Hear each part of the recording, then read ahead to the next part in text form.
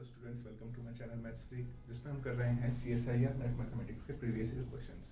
तो स्टूडेंट्स, सबसे पहले हम स्टार्ट करने वाले हैं जून 2020 का क्वेश्चन पेपर, और उसके अंदर भी हम स्टार्ट करेंगे सबसे पहले रियल एनालिसिस। तो रियल एनालिसिस को स्टूडेंट्स हम करने वाले हैं दो पार्ट में, and this is our first part. तो फर्स्ट पार्ट में हम करने वाले हैं जो भी क्वेश्चन 3 मार्क्स के अंदर आए थे, एंड इसके सेकंड पार्ट में हम करेंगे कि जो भी क्वेश्चन 4.75 मार्क्स के क्वेश्चन में आए थे। एंड स्टूडेंट्स, वीडियो के डिस्क्रिप्शन बॉक्स में आपको मिलेंगी 2 PDF फाइल्स। एक PDF फाइल में मैंने आपको hand written previous year question provide करे हैं जो भी हम इस वीडियो में करने वाले हैं।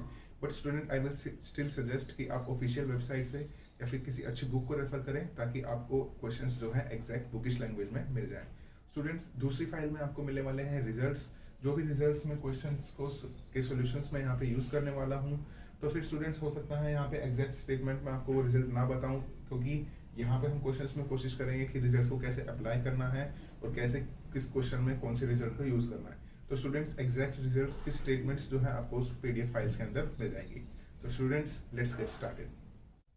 ओके स्टूडेंट्स, तो पहला क्वेश्चन हम अपना देखते हैं। हमें क्या गिवन है? एक फंक्शन गिवन है नेचुरल नंबर के सेट से नेचुरल नंबर के सेट पे, जो कि क्या है, बाउंडेड है, राइट। तो यहाँ पे फंक्शन किससे जा रहा है? नेचुरल नंबर से नेचुरल नंबर। फोकस करेंगे कि यहाँ पे डोमेन क्या है? Natural number, right. तो हम इस फंक्शन को किस तरह ट्रीट कर सकते हैं? एक सीक्वेंस की तरह ट्रीट कर सकते हैं, क्योंकि सीक्वेंस पे भी डोमेन क्या होती है? हमारे पास नेचुरल नंबर्स होती है, राइट। और यहाँ पे स्टूडेंट्स, हमें ऑप्शन में गिवन है कि हमें लिमिट सुपीरियर और लिमिट इंफीरियर बताना है। किसका? fn का और fn+n का, राइट। हमें दो सीक्वेंस फंक्शंस गिवन है, fn और fn+n। इन दोनों की लिमिट सुपीरियर इंफीरियर बताने हैं हमें कि क्या वो नेचुरल नंबर में बिलोंग करते हैं कि नहीं, राइट। तो स्टूडेंट्स, हम यहाँ पे हम अपने फंक्शन को किस तरह ट्रीट करने वाले हैं? एक सीक्वेंस की तरह ट्रीट करने वाले हैं, राइट।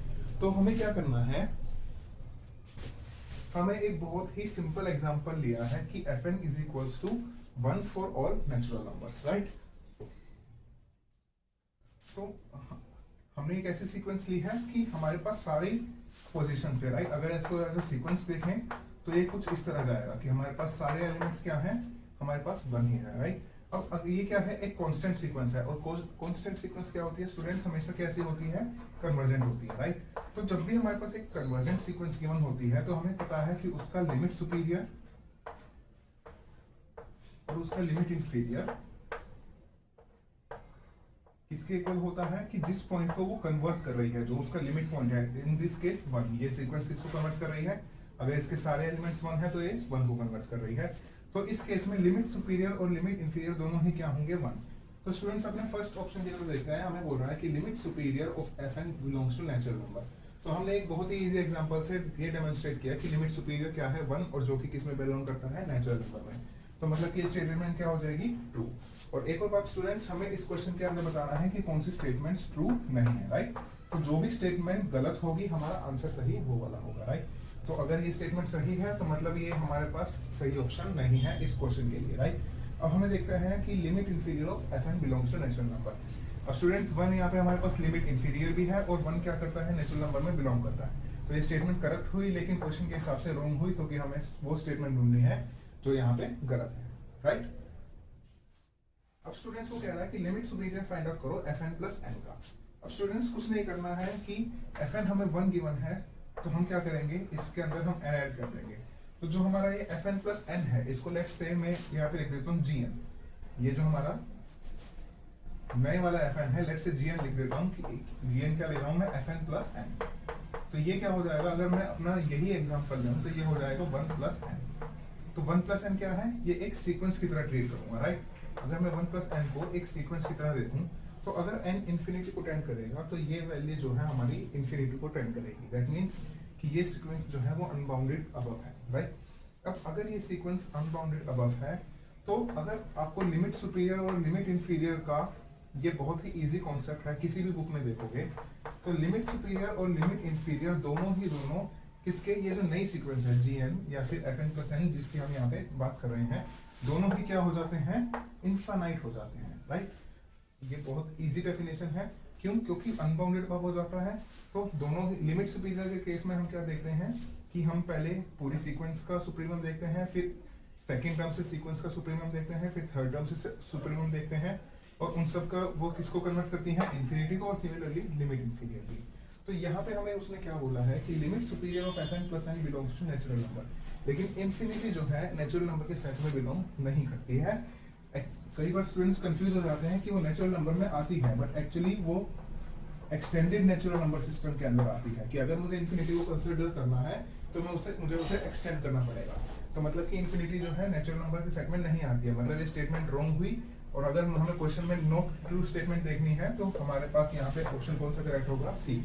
अब इसने बोला है कि limit inferior fn% does not belongs to natural number, तो यहाँ पे लिमिट इंफीरियर भी इंफिनिटी है। अब इसने बोला है डज नॉट बिलोंग, तो मतलब ये स्टेटमेंट करेक्ट हो जाती है और क्वेश्चन के हिसाब से रॉन्ग हो जाती है। तो यहाँ पे स्टूडेंट हमारे पास ऑप्शन कौन सा करेक्ट होगा, सी होगा। ओके स्टूडेंट्स, तो इस तरह से हमें यहाँ पे ऑप्शन कितने थे, कैसे थे, हमारे पास बहुत ही मुश्किल ऑप्शन गिवन थे। लेकिन स्टूडेंट्स देखो हमने कितने आसानी से इसको बहुत ही सिंपल एग्जांपल, एक ऐसी सीक्वेंस ली जो कांस्टेंट सीक्वेंस है, और जब हम सीक्वेंस पढ़ते हैं तो प्रोबेबली सबसे इजी एग्जांपल होता है कांस्टेंट सीक्वेंस का। तो उसकी हेल्प से हमने चारों ऑप्शन सॉल्व कर लिए और हमें यहाँ पे राइट आंसर मिल गया। ओके स्टूडेंट्स, बढ़ते हैं नेक्स्ट क्वेश्चन की तरफ। हमें क्या गिवन है, एक sequence of subsets of R given है। ठीक है, बड़ी ही डिफरेंट सीक्वेंस है, क्योंकि यूजुअली हम जब एग्जाम के लिए प्रिपरेशन करते हैं तो हम sequence of real number, sequence of functions पढ़ते हैं, but sequence of subsets of R ये टॉपिक यूजुअली मोस्टली स्टूडेंट्स छोड़ जाते हैं, राइट। तो यहाँ पे हमें क्या गिवन है, en। ये क्या है, यहाँ पे हर en क्या है, r का क्या है, एक सबसेट है, राइट। अब यहाँ पे हमें क्वेश्चन के अंदर, जैसे कि आप देख सकते हैं, मैंने क्वेश्चंस की जो पीडीएफ प्रोवाइड करी है उसके अंदर उन्होंने लिमिट सुपीरियर और लिमिट इंफीरियर की डेफिनेशन भी प्रोवाइड करी है, राइट। जो कि मतलब कि एक्चुअली में स्टूडेंट्स को पता होनी चाहिए, बट फिर भी उन्होंने प्रोवाइड कर दी है। लेकिन हमें यहाँ पे क्या बताना है कि लिमिट सुपीरियर और लिमिट इंफीरियर के कुछ रिजल्ट्स गिवन है, तो उसके बारे में हमें बताना है, ठीक है। तो उसके लिए आपको क्या पता होना चाहिए, आपको ये दो रिजल्ट पता होने चाहिए जो किस पे है, कि लिमिट सुपीरियर ऑफ en जो हमारे पास सेट आएगा उसमें एक्चुअली कौन से एलिमेंट्स आएंगे। तो en के वो एलिमेंट्स जो इनफाइनाइटली मैनी n के लिए en के अंदर बिलोंग कर रहे हैं। और अगर लिमिट इंफीरियर की बात करूं तो वो एलिमेंट्स ऑफ en जो वो एलिमेंट्स हमारे पास आएंगे जिसमें से फाइनाइटली मैंने हटा दूंगा, मतलब शुरू के कुछ फाइनाइटली मैंने हटा दूंगा और उसके बाद बाकी सारे के en के अंदर आएंगे, राइट। तो ये दो रिजल्ट्स हैं जो लिमिट सुपीरियर और लिमिट इंफीरियर इसकी सीक्वेंस ऑफ सबसेट्स को डिफाइन करते हैं कि वो एक्चुअली में होते क्या है, उसके अंदर कैसे एलिमेंट्स आते हैं, राइट। तो यहाँ पे हमें पहले ऑप्शन में क्या गिवन है कि limit superior en limit inferior en क्या है, हमारे पास सेम है। तो स्टूडेंट्स अब sequence of subsets of r, तो अगर मैं एक सीक्वेंस लूं जो सीक्वेंस ऑफ नंबर्स है, तो वो सीक्वेंस भी एक को भी मैं एक sequence of subsets of r consider कर सकता हूं, क्योंकि मैं हर एलिमेंट को सिंगलटन एलिमेंट कंसीडर कर सकता हूं। तो उस हिसाब से ये क्या कह रहा है कि लिमिट सुपीरियर और लिमिट इंफीरियर हमेशा सेम होता है। बट स्टूडेंट्स हमें ये पता है कि ये सिर्फ किस केस में होता है, कन्वर्जन के केस में होता है, कि अगर सीक्वेंस कन्वर्जन है तभी ये केस आता है हमारे पास। लेकिन अगर मैं कोई सीक्वेंस ले जो कन्वर्जेंट नहीं है तो ये केस यहाँ पे हमारे पास नहीं आएगा, इजीली नहीं आएगा, कि जरूरी नहीं है हमेशा लिमिट सुपीरियर और लिमिट इंफीरियर सेम हो हमारे पास। अब आ जाते हैं लिमिट सुपीरियर और लिमिट इंफीरियर की जो एक्चुअल डेफिनेशन है उसके पास। तो यहाँ पे क्या है, लिमिट सुपीरियर क्या होता है, उसके अंदर वो एलिमेंट्स आएंगे en के जो सम n के लिए बिलोंग करते हैं। लेकिन यहाँ पे डेफिनेशन में क्या लिखा है, इनफाइनाइटली मैनी n के लिए बिलोंग करते हैं, तो ये डेफिनेशन भी क्या हो जाएगी, गलत हो जाएगी। अब लिमिट इंफीरियर की डेफिनेशन दे रहा है कि x belongs to en for all but finitely many n, तो यही चीज एग्जैक्टली यहाँ पे लिखी है, तो ये ऑप्शन हमारे पास करेक्ट हो जाएगा। और इसमें लिखा है कि फॉर इनफाइनाइटली मैनी n, तो एक्चुअली में ये स्टेटमेंट भी ट्रू हो सकती है, लेकिन ये स्टेटमेंट ज्यादा एक्यूरेट है।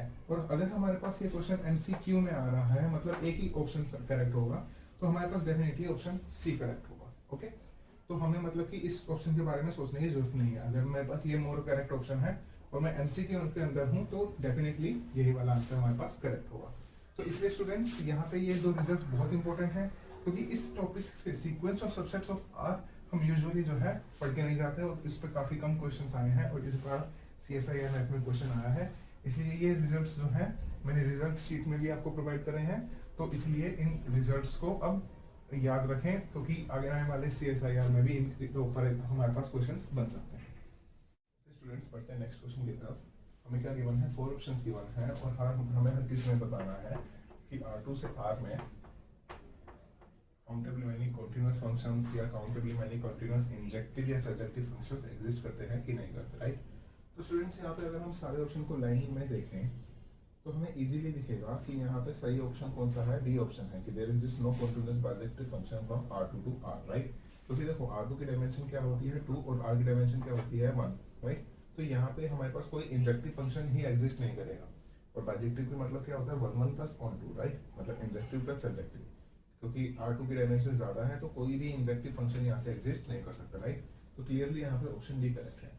लेकिन फिर भी हम बाकी के ऑप्शंस के लिए क्या करते हैं, काउंटर एग्जांपल्स ढूंढते हैं। तो पहले ऑप्शन में क्या कह रहा है कि there exist at most countably many continuous functions, right. तो अगर मुझे इस ऑप्शन को रॉन्ग प्रूव करना है तो मुझे क्या ढूंढना है, मुझे इनफाइनाइटली मैनी, क्योंकि काउंटेबली से ज्यादा क्या होता है अनकाउंटेबली मैनी, कितने हैं अनकाउंटेबली मैनी फंक्शंस जो है ढूंढने पड़ेंगे ताकि मैं इस ऑप्शन को गलत बता सकूं।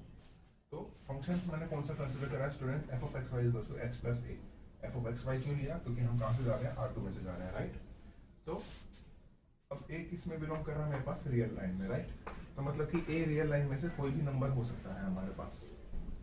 तो अगर a रियल लाइन में बिलोंग कर रहा है तो नंबर ऑफ दीज फंक्शंस क्या हो जाएंगे, काउंटेबली मैनी होगा, सॉरी कंटिन्यूअस हो जाएगा, राइट। अनकाउंटेबली मैनी ये ऐसे फंक्शंस होंगे और ये फंक्शन स्टूडेंट्स दे सकते हो, इसको एज अ पॉलिनोमियल कंसीडर कर लो। तो ये क्या है, कॉन्टिन्यूअस है और R2 से R में जा रहा है और इसका काउंट कितना हो गया, क्योंकि ए रियल लाइन में बिलोंग कर रहा है और रियल लाइन की कार्डिनैलिटी क्या होती है, C, दैट इज अनकाउंटेबली मैनी। और इसने बोला है कि देयर एग्जिस्ट एट मोस्ट का मतलब कि काउंटेबली मैनी से ज्यादा नहीं हो सकते और हमने कितने ढूंढे अभी अनकाउंटेबली मैनी।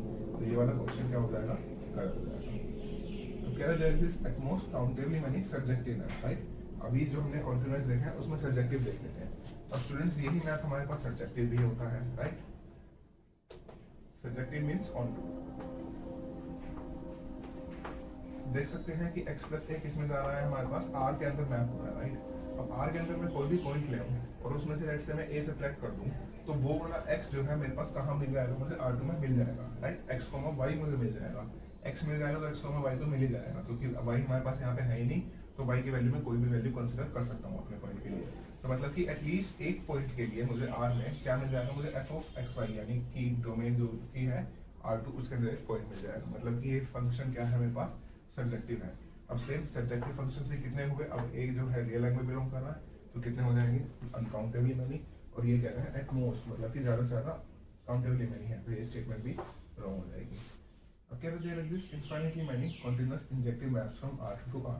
इसके लिए स्टूडेंट एग्जांपल की जरूरत नहीं है कि अगर R2 की डायमेंशन हमें पता है क्या होती है, 2 होती है और R की डायमेंशन होती है 1, राइट। तो लीनियर अलजेब्रा में आपने रिजल्ट पढ़ा होगा कि अगर हमारे पास डोमेन की जो है डायमेंशन, R2 की डायमेंशन लीनियर अलजेब्रा में कितनी होती है, 2 और R की होती है ना 1।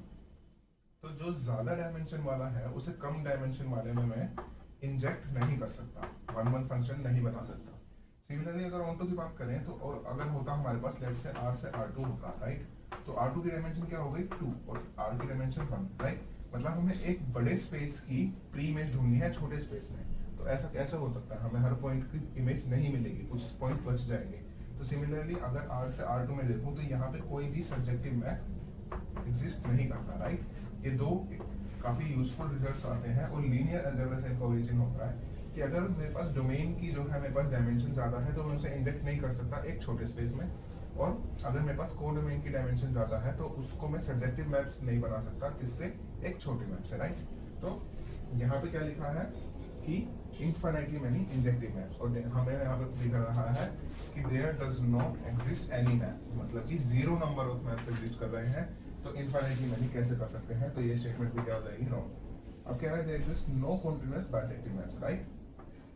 अभी हमने पढ़ा कि कोई भी इंजेक्टिव मैप नहीं होता और बाइजेक्टिव होने के लिए इंजेक्टिव होना जरूरी है। तो अगर इंजेक्टिव ही नहीं मिल रहा तो ऑब्वियस सी बात है हमें बाइजेक्टिव भी नहीं मिलेगा। क्यों, क्योंकि bijective means injective plus subjective 1 plus 2, right. तो ये स्टेटमेंट हमारे पास करेक्ट होगी, राइट। तो यहाँ पे स्टूडेंट्स करेक्ट ऑप्शन कौन सा है, ऑप्शन डी।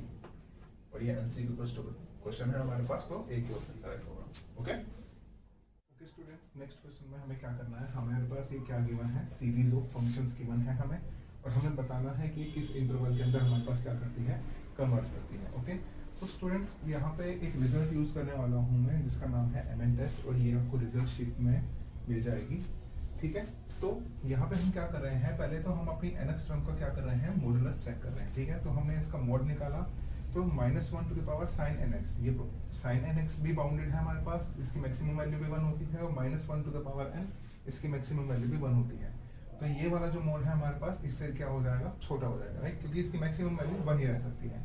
और ये वाला मोड हमारे पास किससे छोटा हो जाएगा, 1/n² से, ठीक है।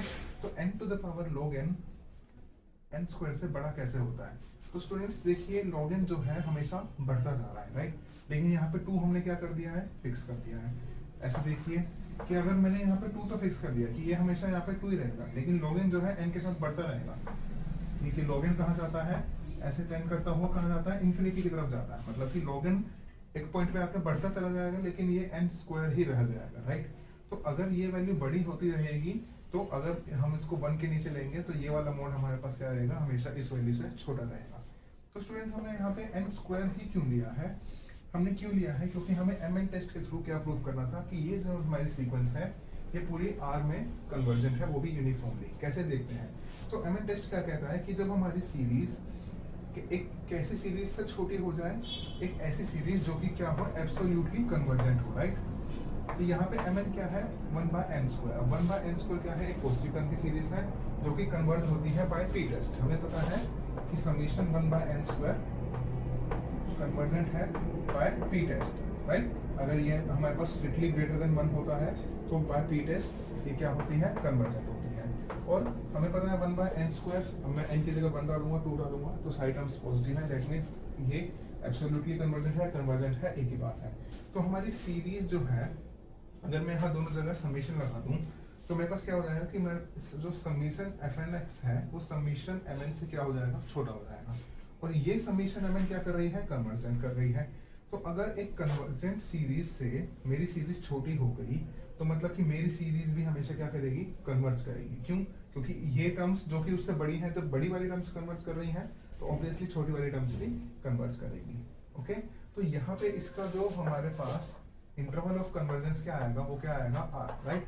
क्योंकि हमारे पास यहाँ पे x है ही नहीं जो हम डिसाइड करें कि हर x के लिए मैं अलग mn चूज कर रहा हूँ। मैं चाहे x की वैल्यू कुछ भी डालूं, मैं हमेशा इसको n² से छोटा रख सकता हूँ। तो x की वैल्यू पे डिपेंडेंट है ही नहीं, तो मतलब कोई इंटरवल नहीं मिला, मतलब मैं x की जगह कुछ भी रख सकता हूँ। कुछ भी का मतलब क्या होता है कि इसका इंटरवल ऑफ कन्वर्जेंस क्या है, r, कि मैं x की जगह पूरे रियल नंबर में से कुछ भी रख दूं तो मेरे पास मेरी सीरीज जो है हमेशा कन्वर्ज करेगी। अब स्टूडेंट्स हमारे पास चारों ऑप्शन में क्या गिवन है, एक में गिवन है कि only x is equal to 0 पे कन्वर्ज है, एक में इंटरवल गिवन है, एक और में एक और इंटरवल गिवन है, और हमारे पास यहाँ पे डी ऑप्शन में क्या गिवन है कि यूनिफॉर्मली कन्वर्जेस इन R, राइट। ठीक है, कि हमारी जो सीरीज है वो R के अंदर यूनिफॉर्मली कन्वर्जेंट है। तो अब क्योंकि ये MCQ का क्वेश्चन है स्टूडेंट्स, तो जो सबसे ज्यादा एक्यूरेट आंसर है वही हमें यहाँ पे देना है, तो जो कि क्या होगा, R। तो अगर ये MCQ का स्टूडेंट वो क्वेश्चन होता तो हमें क्या करना था, हमें बाकी ऑप्शन भी चेक करने थे कि हो सकता, क्योंकि वो उस इंटरवल के अंदर अगर R में कर रहे हैं तो उन इंटरवल में भी करते हैं, लेकिन MCQ क्वेश्चन में हमें मोस्ट करेक्ट ऑप्शन सेलेक्ट करना है। तो ये यहाँ पे स्टूडेंट्स हमारे पास सीरीज किसके अंदर कन्वर्ट करेगी, पूरे के पूरे R के अंदर हमारे पास कन्वर्ट करेगी। स्टूडेंट्स फिफ्थ क्वेश्चन देखते हैं। हमारे पास हमें क्या गिवन है, 4 सीरीज गिवन है और हमें बताना है कि ये कन्वर्ट कर रही हैं या नहीं कर रही। ठीक है, तो फर्स्ट सीरीज देखते हैं। अगर हम क्या एग्जांपल ले रहे हैं, यहाँ पे an की वैल्यू 1 पुट कर रहे हैं तो ये हो जाएगा 1 एंड 1 का मोड 1 + 1 2।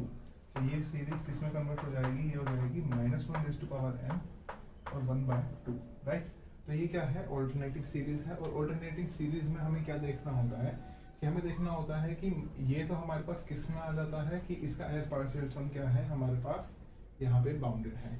तो और उसके पास साथ में हमारे पास क्या होता है, ये अकॉर्डिंग टू क्या आता है हमारे पास, लाइबनिट्ज टेस्ट के अकॉर्डिंग देख रहे हैं हम। इसकी भी स्टूडेंट्स आपको क्या मिलेगी, एज अ रिजल्ट 3 आपको इसकी भी PDF के अंदर आपको ये दिख जाएगा, राइट। तो यहाँ पे क्या होता है, लाइबनिट्ज में एक सीरीज कि ये वाली एक सीक्वेंस जो है वो क्या होनी चाहिए हमारे पास, उसका पार्शियल सम बाउंडेड होना चाहिए, और उसके साथ में जो मल्टीप्लाई में है वो किसको टेंड करना चाहिए, 0 को करना चाहिए, और जो कि यहाँ पे नहीं कर रहा। दैट मीन्स ये सीरीज जो है हमारे पास यहाँ पे कन्वर्जेंट नहीं है। तो अगर मैं an = 1 for all n लेता हूँ तो ये सीरीज कन्वर्ज नहीं करते हैं, तो ये ऑप्शन क्या हो जाता है मेरे पास, रॉन्ग हो जाता है, राइट। अब ये कह रहा है कि देयर एग्जिस्ट an के, यहाँ पे an के क्या है हमारे पास, एक क्या है उसकी सब सीक्वेंस है, राइट। तो अगर मैं an = 1 for all n लिया है तो ये क्या है, कांस्टेंट सीक्वेंस। तो इसकी सारी सब सीक्वेंस भी क्या होंगी, an के भी क्या होगा, सबके लिए 1 ही आएगा, क्योंकि ये क्या है, कांस्टेंट सीक्वेंस है। और सेम चीज मैं यहाँ पे पुट करता हूँ कि an के को 1 पुट करता हूँ तो ये क्या हो जाएगा, 1/2 समीशन 1/2, और जो भी क्या है कन्वर्ज नहीं करता। अगर मैं समीशन 1/2, अगर मैं हाफ को इनफाइनाइट टाइम्स ऐड करता हूँ तो ये क्या करता है, डाइवर्स करता है, कन्वर्ज नहीं करेगा, राइट। तो अब हमें क्या कह रहा है कि there exist b such that ये सीक्वेंस सीरीज क्या करे हमारे पास कन्वर्ज करे, राइट। तो अब हम यहाँ पे क्या कर रहे हैं, देखो यहाँ पे भी हमें सेम वही करना है कि -1 का nth पार्शियल टर्म तो क्या है, बाउंडेड है। तो हमें देखना है कि क्या ये सम इनफाइनाइट पे जाके 0 को टेंड कर सकता है कि नहीं। तो यहाँ पे हम एक एग्जांपल लेते हैं कि -1 raise to the power n। तो अगर मैं ये यहाँ पे पुट कर देता हूँ तो ये किस में कन्वर्ट हो जाएगा, b -1 raise to the power n। और अगर मैं -1 raise to the power n का मोड ले लेता हूँ तो क्या आएगा, हमेशा 1 ही आएगा, एंड 1 + 1 2। तो ये आ गया 2 और -1 रेज टू द पावर तो मल्टीप्लाई में है ही। अब देखिए स्टूडेंट्स, इन्फिनिटी पे जाके या फिर कहीं पे भी ये सम में 0 नहीं कर सकता। क्यों? क्योंकि ये ऑल्टरनेटिंग सम हो रहा है हमारे पास, और मुझे हमेशा क्या करना है, उसमें से b सब्ट्रैक्ट करना है। दैट मीन्स अगर मुझे इसको 0 बनाना है तो अलग, अगर n की वैल्यू इवन होगी तो ये अलग भी आ जाएगा, अगर n की वैल्यू ओड होगी तो ये अलग भी आ जाएगा। तो मतलब कि मैं ऐसा कोई एक b फाइंड आउट नहीं कर सकता कि जिससे ये वाली वैल्यू क्या हो जाए 0 और मैं फिर इसको लेibniz टेस्ट से क्या बोल सकूं, कन्वर्जन बोल सकूं। तो स्टूडेंट्स ये ऑप्शन भी हमारे पास यहाँ पे क्या हो जाएगा, गलत हो जाएगा। तो अब यहाँ पे क्या कह रहा है कि a n के सेम यही वाला ऑप्शन है, इसने क्या कर दिया यहाँ पे सबसीक्वेंस फाइंड आउट कर ली। तो अब स्टूडेंट्स ये पॉसिबल है कि हमारे पास हमारे सीक्वेंस में क्या हो कि हमें एक सब सीक्वेंस मिल जाए जो कि क्या हो, जिसके लिए मैं क्या हो ये b फाइंड आउट कर सकूं, राइट। क्योंकि सीक्वेंस में क्या है, हमें इस टर्म को लेके चलना है, लेकिन सब सीक्वेंस में क्या है, मैं अपनी चॉइस से कोई भी टर्म लेके चल सकता हूँ। तो या तो मैं उसको b पे कन्वर्ट करवा दूं ताकि क्या हो जाए, ये वाला मोड हमारे पास 0 ही हो जाए, या फिर क्या करूँ उसको एज इट इज b ही बना लूं। दैट मींस अगर मैं इसका भी एग्जांपल लेता हूँ तो इसकी एक सब सीक्वेंस लेता हूँ मैं कि an = 1, राइट। सारी ये क्या होंगी, इसकी जो होंगी, जो इवन टर्म्स होंगी वो क्या होंगी, एक सब सीक्वेंस बनाएंगी जो an के = 1। तो ये किस में कन्वर्ट हो जाएगा, ये हो जाएगा b - 1/2 -1 raise to the power n। अब स्टूडेंट्स देखो यहाँ पे अगर मैं b की वैल्यू हाफ डाल दूं तो हाफ माइनस हाफ 0, मतलब कि सारी n टर्म्स क्या हो जाएंगी 0 और ये किसको कन्वर्ट कर जाएगी 0। दैट मींस उस केस में क्या कर गई, कन्वर्ट कर दी, राइट। तो हमें एक एग्जांपल मिल गया। तो यहाँ पे स्टूडेंट्स ऑप्शन कौन सा होगा, बी ऑप्शन हमारे पास करेक्ट होगा। Okay okay students, next question की तरफ बढ़ते हैं। हमें क्या गिवन है, हमें f और g दो फंक्शंस गिवन है और हमें किस में डिफाइन है, वो क्लोज इंटरवल 0 1 में डिफाइन है। और हमें यहाँ पे इनिशियल और फाइनल कंडीशन दी हुई है कि फंक्शन f की वैल्यू 0 और 1 पे 0 है, मतलब वो 0 से ही स्टार्ट हो रहा है, 0 पे ही खत्म हो रहा है, और g जो है 1 से ही स्टार्ट हो रहा है और 1 पे ही खत्म हो रहा है। और एक बहुत इंपॉर्टेंट यहाँ पे कंडीशन गिवन है कि f ऑफ हाफ जो है greater than g of half है, मतलब बीच में एक पॉइंट आता है जो कि मिड पॉइंट है एक्चुअली, जिसपे f की वैल्यू g से ज्यादा हो जाती है, राइट।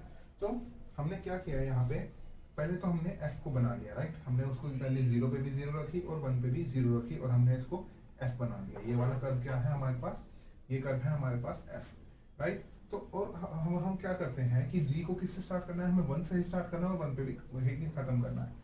तो पहला g इसे ले लेते हैं हम, ठीक है। सबसे पहले मैंने इसे g माना, ये 1 से ही स्टार्ट हुआ और लेट्स से ये 1 पे ही खत्म हो गया, ठीक है। और कि अभी ये कर्व जो है ये f से इंटरसेक्ट करने क्यों आया है, क्यों, क्योंकि देखो हाफ पे क्या बोला था उसने कि g की वैल्यू जो है f से कम हो जाएगी, राइट। g की वैल्यू f से कम हो जाएगी, दैट मींस कि बीच में एक पॉइंट आएगा जिसको एक ग्राफ f g के ग्राफ को कट करेगा और कट करके वापस भी जाएगा। क्यों, क्योंकि g ऑफ 1 भी बाद में क्या है 1। तो मतलब कि इस ग्राफ को इस f के ग्राफ के नीचे भी आना है और वापस ऊपर भी जाना है, राइट। तो यहाँ पे देखो कि दो पॉइंट्स ऐसे हो गए जिसपे f और g का ग्राफ क्या हो गया, इंटरसेक्ट कर दिया। दैट मींस f और g की वैल्यू इस पॉइंट पे क्या हो, इन दो पॉइंट्स पे क्या हो गई, सेम हो गई हमारे पास, राइट।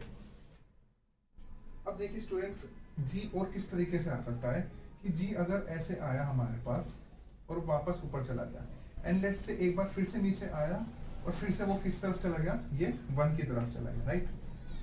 तो अब क्या हुआ, यहाँ पे 1 2 3 4 हमारे पास 4 पॉइंट्स ऑफ इंटरसेक्शन आ गए और सेम कंडीशन सेटिस्फाई है कि हाफ पे क्या हुआ, लेट्स से ये पॉइंट यहाँ पे हमारे पास हाफ था कि जहाँ पे ये इस फंक्शन से नीचे आ रहा है वो पॉइंट मैंने हाफ मान लिया और ऊपर जाके फिर से नीचे आ गया। अब उसने एक कंडीशन तो गिवन है, अब उसने बताया नहीं है कि एक और पॉइंट पे लेट्स से हमारे पास 3/4 पॉइंट पे वो फिर से नीचे आके ऊपर चला जाए। तो ऐसा उसने कोई कंडीशन की बननी है, एक और बार आ सकता है। इससे क्या हो सकता है, 1 से पहले जितने भी पॉइंट्स आएंगे एक और बार आ सकता है, तीसरी बार भी आ सकता है, चौथी बार भी आ सकता है, राइट। तो लेकिन एक बार की कंडीशन से कितने हमारे पास पॉइंट मिले जो एफ और जी जिस पे अग्री कर रहे हैं, दैट आर 2 पॉइंट्स, राइट। तो 2 पॉइंट्स से ज्यादा भी हो सकते हैं और कम नहीं हो सकते। क्यों? क्योंकि एक कंडीशन तो हमारे पास फिक्स्ड है ही है।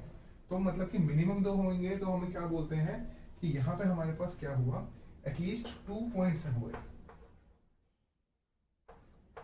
ऐसे ऑप्शन में एटलीस्ट, एट मोस्ट जो है, ये जो दो वर्ड है इनमें कंफ्यूजन बहुत क्रिएट होती है, तो इनको जो है बहुत ही ज्यादा ध्यान से हमें यूज करना पड़ता है कि एटलीस्ट 2 मतलब मिनिमम 2 और 2 से ज्यादा हो सकते हैं। अब 2 का तो केस हमने देख लिया, अब मिनिमम 2 किस लिए होंगे, क्योंकि एक कंडीशन तो हमारे पास है। अब 2 से ज्यादा क्यों हो सकते हैं, कि लेट से एक और कंडीशन हो जिससे वो f के नीचे आए। अगर ऐसी कोई कंडीशन आ गई तो ये क्या हो जाएगा, इसके 4 हमारे पास ऐसे पॉइंट्स हो जाएंगे जिस पे f और g अग्री करेंगे और फिर से जी चला क्या चला जाएगा, ऊपर चला जाएगा, राइट। तो हमारे पास ऑप्शन में क्या गिवन है कि सिर्फ एक हमारे पास ऐसा पॉइंट है, एक पॉइंट तो हो ही नहीं सकता, कम से कम 2 होंगे। ऐसा भी नहीं है 0 पॉइंट्स होंगे, और ऐसा भी नहीं है इनफाइनाइट नंबर ऑफ पॉइंट्स होंगे, क्योंकि हमने एक केस देख लिया जिसमें 2 है।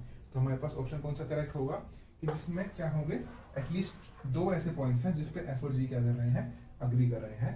और ये कौन सा ऑप्शन है हमारे पास क्वेश्चन में, ऑप्शन नंबर सी है हमारे पास, कि at least 2 points such that f of x is equals to g of x, किस इंटरवल में, 0,1 इंटरवल में। ओके, तो स्टूडेंट्स नेक्स्ट क्वेश्चन देखते हैं। हमें क्या गिवन है, हमें 4 ऑप्शंस गिवन है। तो ये एक्चुअली में क्या है, कुछ सेट्स हैं और हमें बताना है कि ये रियल लाइन के साथ हमारे पास बाइजेक्शन बना सकते हैं या नहीं बना सकते, राइट। तो रियल लाइन की हमारे पास कार्डिनैलिटी क्या हो गया, दैट इज कॉन्टिन्यूम, सी हो गया, राइट। तो अगर रियल लाइन के साथ बाइजेक्शन बनवानी है मुझे, तो क्या होना चाहिए, मेरे गिवन सेट्स की भी कार्डिनैलिटी क्या होनी चाहिए, कंटिन्यूम होनी चाहिए, तभी वो आर के साथ क्या बना सकती है, बाइजेक्शन, राइट। तो मुझे कुछ नहीं करना है, इन चारों सेट्स की क्या कैलकुलेट करनी है, कार्डिनैलिटी, राइट। तो पहला क्या गिवन है, set of all functions. Set of all functions का फॉर्मूला क्या होता है हमारे पास, जो भी हमारे पास कोडोमेन है उसको नीचे रखो उसकी कार्डिनैलिटी को, और जो भी डोमेन है उसकी कार्डिनैलिटी को उसकी पावर में लगा दो, राइट। तो यहाँ पे नेचुरल नंबर की कार्डिनैलिटी इज LF नॉट और 0,1 दो एलिमेंट्स है, तो इसकी कार्डिनैलिटी हो गई 2। अब LF not square is again LF not and which is not equal to C, right. तो ये ऑप्शन क्या हो जाएगा हमारे पास, रॉन्ग हो जाएगा, कि अगर कोई हमारे पास सेट है जिसकी कार्डिनैलिटी LF नॉट है, वो C के साथ बाइजेक्शन नहीं बना सकता, राइट। तो सेकंड ऑप्शन देखते हैं, set of all function from n to 0 1, right. इसी को उल्टा कर दिया, राइट। तो हमें यहाँ क्या करना है, 0 1 की कार्डिनैलिटी 2 उसको नीचे रखा है, और n की कार्डिनैलिटी LF नॉट उसको ऊपर रखा है। अब students 2 to the power LF not is equals to C, ये काफी एक इंपॉर्टेंट फॉर्मूला है, क्योंकि ये क्या कर रहा है हमारे पास, ये C और LF नॉट के बीच में हमारे पास दोनों के बीच में रिलेशन दे रहा है, राइट। कि C और C से LF नॉट कैसे जाया जाए, राइट। क्योंकि हमें पता है LF नॉट C से छोटा होता है और C से बड़े भी कुछ हमारे पास क्या होती हैं, कार्डिनैलिटीज होती हैं, लेकिन LF नॉट और C को कनेक्ट कौन करता है, ये वाला फॉर्मूला। इन दिस केस हमारे पास कार्डिनैलिटी C आ गई, जो हमारी R की कार्डिनैलिटी के साथ बाइजेक्शन के साथ मैच करती है, तो ये इसके साथ बाइजेक्शन बना सकता है, राइट। तो यहाँ पे बी ऑप्शन हमारे पास करेक्ट होगा। अब set of all subsets of n, right. अब सेट ऑफ ऑल सबसेट्स का मतलब क्या होता है कि power set of n, right. और पावर सेट का फॉर्मूला क्या होता है, 2 to the power जो भी उसकी कार्डिनैलिटी होती है। In this case natural number उसकी कार्डिनैलिटी क्या है, LF नॉट। तो 2 की पावर LF नॉट C अभी ऊपर से पता है हमें, तो ये अगेन क्या करेगा, ये इसके साथ बाइजेक्शन बना सकता है, राइट, क्योंकि इसकी कार्डिनैलिटी क्या गई, करती है, राइट। स्टूडेंट्स आते हैं ऑप्शन बी की तरफ, set of all subsets of R। अब स्टूडेंट्स इससे पहले वाले सी असाइनमेंट एग्जाम में ये 3 ऑप्शन 2 या 3 बार आ चुके हैं, राइट। स्टूडेंट्स को मतलब कि ये क्वेश्चन एक बार को सॉल्व भी नहीं करना पड़ा होगा, बिल्कुल डायरेक्ट आंसर पता लगे होंगे। लेकिन जो डी ऑप्शन है इसमें ये फर्स्ट टाइम आया है CSI में। अब इसमें अलग क्या हुआ, सेट ऑफ ऑल सबसेट्स है, तो वही सेम है, क्या करना है हमें, 2 to the power क्या करनी है, R, क्योंकि पावर सेट का फॉर्मूला होता है 2 to the power जो भी हमारे पास सेट की कार्डिनैलिटी है। अब 2 to the power C, कई स्टूडेंट्स को लगा होगा कि ये भी कॉन्टिन्यूम के इक्वल होता है या नहीं होता है, but 2 to the power C जो है कॉन्टिन्यूम से स्ट्रिक्टली ग्रेटर देन होता है, राइट। क्योंकि देखो 2 क्या है, एक पॉजिटिव नंबर है और उसकी पावर में हमने C लगा दिया है, तो ये किसी मतलब क्या होगा, किसी भी C के लिए भी ट्रू होगा, लेकिन इन दिस केस C क्या है, कॉन्टिन्यूम है, तो भी हमारे पास इनइक्वालिटी जो है ट्रू होगी, राइट। तो अगर ये स्ट्रिक्टली ग्रेटर देन C आ रहा है हमारे पास, तो क्या होगा कि 2 to the power C का बाइजेक्शन हम C के साथ नहीं बना सकते। क्यों? क्योंकि 2 to the power C हमारे C से स्ट्रिक्टली ग्रेटर देन है, और अगर एक सेट की कार्डिनैलिटी दूसरे से बिल्कुल स्ट्रिक्टली ग्रेटर देन है, तो उनके बीच में बाइजेक्शन नहीं बन सकता। तो यहाँ पे हमारे पास डी ऑप्शन करेक्ट नहीं होगा, राइट। और सी ऑप्शन तो करेक्ट था क्योंकि उसकी कार्डिनैलिटी आई थी C। तो इस क्वेश्चन के लिए करेक्ट आंसर कौन कौन से होंगे, B and C. Okay students next question देखते हैं हम। हमें 4 सीरीज गिवन है और उनके आगे लिखा है convergent, absolutely convergent, convergent and convergent. तो हमें बताना है कि कौन सी स्टेटमेंट ट्रू है, राइट। तो वन बाय वन चेक करते हैं, राइट। तो ये तो ट्रिवियल है, राइट। क्यों? क्योंकि डिरिचलेट टेस्ट से क्या होता है कि -1 raise to the power n जो है हमारे पास, उसका nth सम क्या है हमारे पास, बाउंडेड है, राइट। और 1/√n किसको कन्वर्ट करता है, 0, right. That is summation -1 raise to the power n। ये सीरीज बाउंडेड है अगर मैं इसका nth पार्शियल सम लेता हूँ, और उसके बाद 1/√n जो है n टेंड्स टू इंफिनिटी 0 की तरफ जाती है। तो बाय डिरिचलेट टेस्ट जो हमने अभी किया था,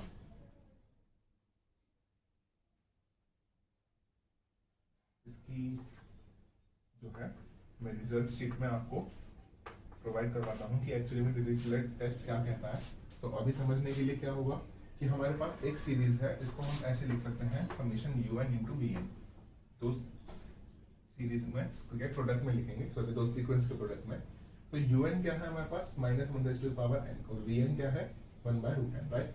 तो क्या होना चाहिए, एक तो summation un, this is summation un का पार्शियल सम, दैट इज ये n तक ही जा रहा है, वो क्या होना चाहिए, बाउंडेड। और -1 raise to the power n का जो अगर मैं n टर्म्स ऐड करूंगा और वो इनफिनिट तक भी जाएगी तो भी वो क्या रहेगी, बाउंडेड रहेगी, राइट।